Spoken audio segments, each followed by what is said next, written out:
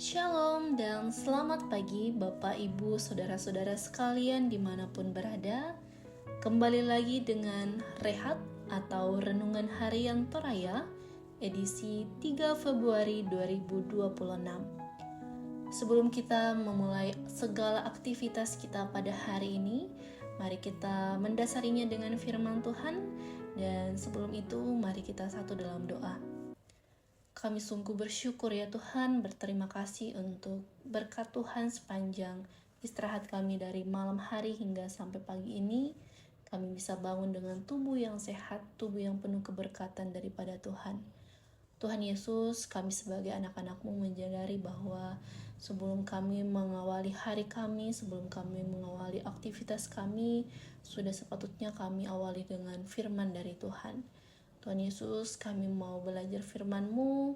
Berkati kami ya Tuhan, semoga kami betul-betul siap untuk mendengarkan firman-Mu, dan apapun yang kami lakukan hari ini, kami lakukan sesuai dengan seturut kehendak-Mu. Tuhan Yesus, inilah yang menjadi doa kami. Dalam nama Tuhan Yesus kami sudah berdoa. Haleluya, amin. Bapak Ibu Saudara-saudara sekalian, firman Tuhan hari ini terambil dari Rut pasal 2 ayat pertama sampai ayat yang ke-16. Firman Tuhan, Rut bertemu dengan Boas.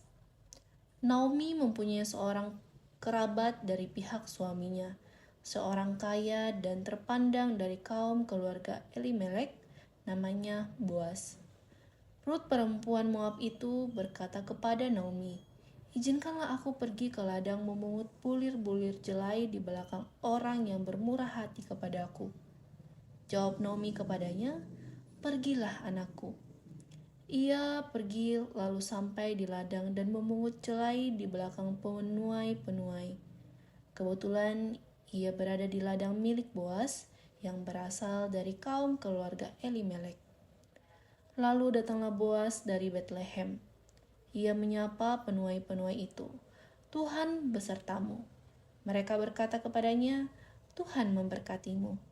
Boas berkata kepada hambanya yang mengawasi penuai, "Dari keluarga siapa perempuan itu?" Hamba yang mengawasi penuai itu menjawab, "Dia perempuan Moab yang pulang bersama Naomi dari daerah Moab." Tadi ia berkata, "Izinkanlah aku memungut jelai dari antara berkas-berkas jelai ini di belakang penyambi-penyambi." Begitulah ia datang dan terus bekerja dari pagi sampai sekarang, dan beristirahat sebentar saja.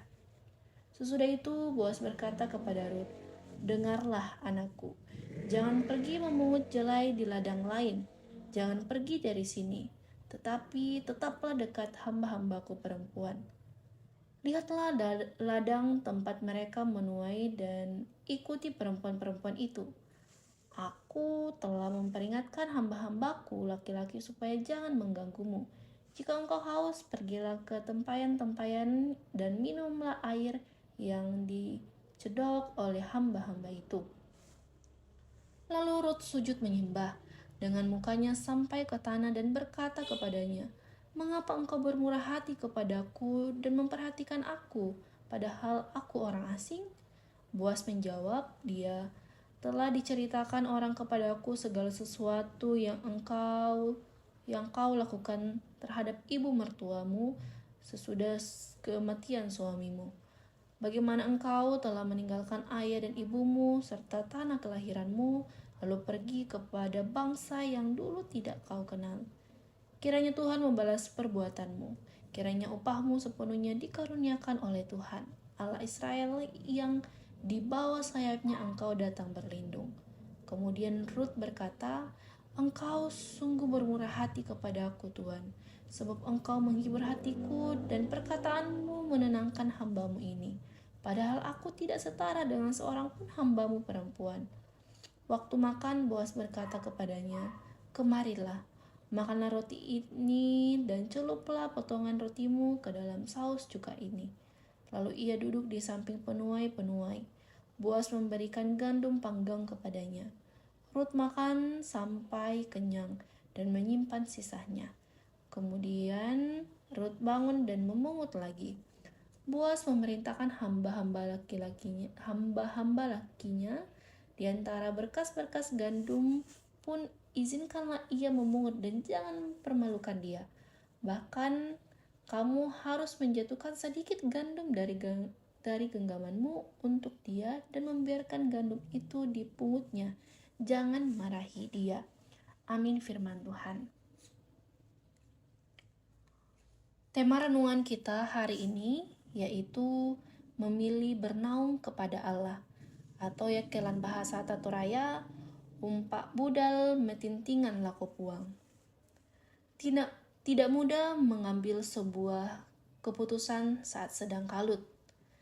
Seperti ketika kita sedang berada di persimpangan jalan yang simpang siur. Kendati Google Maps atau peta telah mengarahkan kita untuk belok ke kanan, tetapi ketika arah untuk belok ke kanan terdiri dari 3 bagian, maka kita perlu hati-hati dalam mengambil arah yang mana yang dimaksud. Selain itu, kita juga harus memperhatikan kendaraan lain di sekitar kita, baik yang searah maupun dari arah berlawanan. Selain itu, bunyi klakson dari kendaraan lain dapat mengganggu konsentrasi. Ruth, perempuan Moab, sangat mengalami kekalutan karena kematian suaminya harus mengambil keputusan. Naomi, mertua yang ia kasihi, akan kembali ke Bethlehem. Ketika hidupnya tidak lagi manis, tetapi pahit karena kehilangan suami dan dua anak laki-lakinya, salah satunya adalah suami Ruth. Kasihnya kepada mertuanya menjadi alasan Ruth untuk pergi bersamanya.